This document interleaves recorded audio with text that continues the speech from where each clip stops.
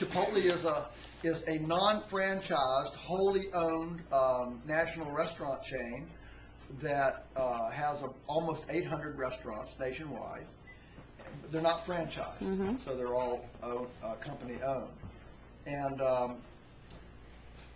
their founder, Steve Ells, read Omnivore's Dilemma when it came out, and he said, we need to do more. And about that time, Phil Petrilli, who is the Mid-Atlantic manager of all the Mid-Atlantic, he's got about 80 restaurants under his wings here in the Mid-Atlantic region, lives in up near Potomac, and independently of he became a buying club customer. Oh. And he realized how much better our pork was than their in-house natural gourmet pork that they were getting. I won't mention any brand names, but anyway, that's what, and he realized how much better it was. And so in his conversation with Steve Ells, the founder, he said, we ought to go down and see this place. And so when Steve Ells was on the East Coast, they came out to see the place. By the end of the farm tour, Steve Ells was asking questions about how can we get your pork in our restaurant. And we were talking about just the logistics of how do you take this huge outfit. I mean, if each restaurant uses, let's just say on average, 400 pounds of boneless pork a week times 800 restaurants is 32,000 pounds of boneless pork a week. That's a tractor trailer load, essentially, of boneless pork a week. Wow. That's a lot. Yeah. Okay.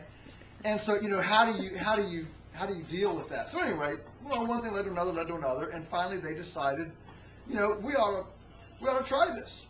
And so we set a start date, and we did some prototyping. One of our biggest initial problems was that they don't use any ham. They only use shoulder because it's fatter, makes a juicier, fattier carnita. And we told them we couldn't do it unless they used the hams, because hams are a problem for us. And we don't have another market for all of that. But that's the problem when you start just cherry picking little pieces of the animal.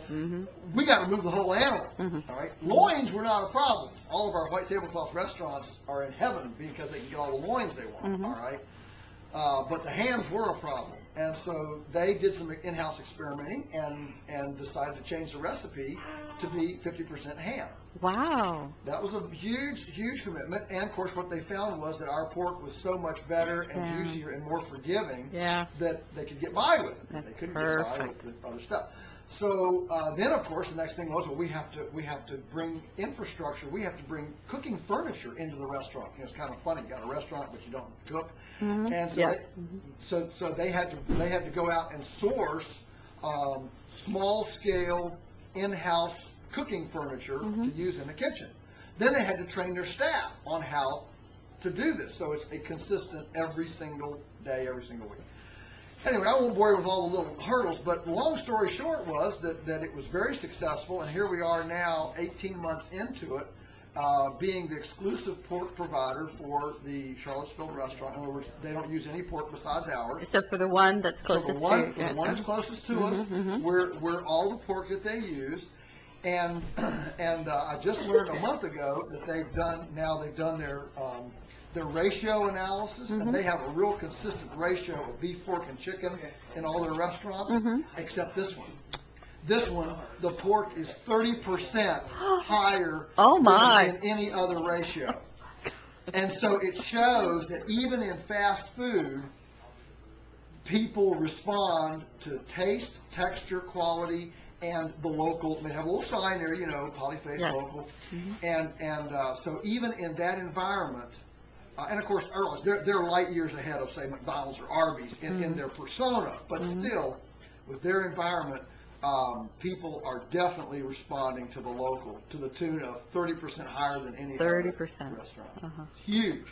It's such excellent news. Are you thinking about going with chicken there too, or? The only problem with chicken is they only use dark meat. And to provide them for one restaurant, the number of chickens they would need for the meat that they need would be 3,000 chickens a week for one restaurant. For one restaurant.